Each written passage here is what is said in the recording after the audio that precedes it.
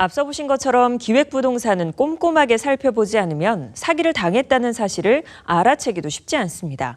기획부동산 사기에 휘말리지 않으려면 어떤 걸 주의해야 하는지 취재기자와 자세한 이야기 나눠보겠습니다. 이재문 기자. 네.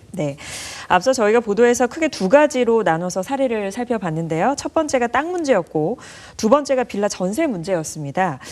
우선은 이 땅에 투자하라면서 접근하는 기획부동산은 무엇을 조심해야 할까요? 네, 굉장히 조직적이라는 특징을 갖고 있습니다. 대부분의 기획부동산 업체는 다단계 피라미드 조직 형태를 띠고 있습니다. 영업사원이나 텔레마케터로 직원들을 채용을 해서 땅을 팔도록 부추깁니다. 실적 압박을 받는 직원들은 스스로 토지를 구입하거나 친구와 가족, 지인 등에게 토지를 사도록 권유하기 때문에 피해가 눈덩이처럼 불어날 수 있습니다. 아무리 믿을 수 있는 지인이라 하더라도 권유를 하면 맹목적으로 신뢰해서는 안 됩니다. 토지의 가치에 대해서 알려주는 정보만을 믿지 말고 해당 토지의 객관적인 가치를 반드시 확인을 해봐야 합니다. 토지 등기부를 떼서 해당 필지의 공유자가 몇 명인지를 살펴보고 부동산 소재지 행정관청에 실제로 개발 계획이 있는지를 철저하게 확인하는 과정이 필요합니다.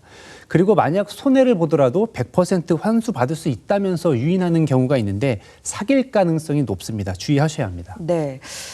그런데 보면 빌라 전세 문제는 사실은 더 심각한 것 같습니다. 땅은 뭐 투자의 개념이라고 생각을 하지만 실제 전세는 살아야 되는 문제이기 때문에 더 심각할 것 같거든요. 네, 그렇습니다. 내 집을 사는 것도 아니고 보증금 내고 계약 기간 동안에만 거주하는 건데 뻥튀기 된 가격에 전세를 얻어야 한다. 그리고 게다가 보증금을 돌려받지 못할 수도 있다. 그러면 벼룩의 간을 빼먹는 격이죠. 피해를 예방하려면 우선 부동산 정보 사이트에 올라와 있는 매물과 정보를 올린 부동산 업체가 멀리 떨어져 있다면 일단은 의심을 해봐야 합니다. 그리고 중개 수수료를 받지 않는다.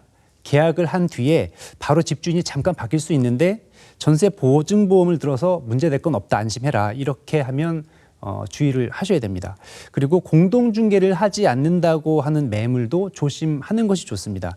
보통 집주인이 전셋집 놓을 때 중개업소 한 곳에만 맡기는 경우 많지 않습니다.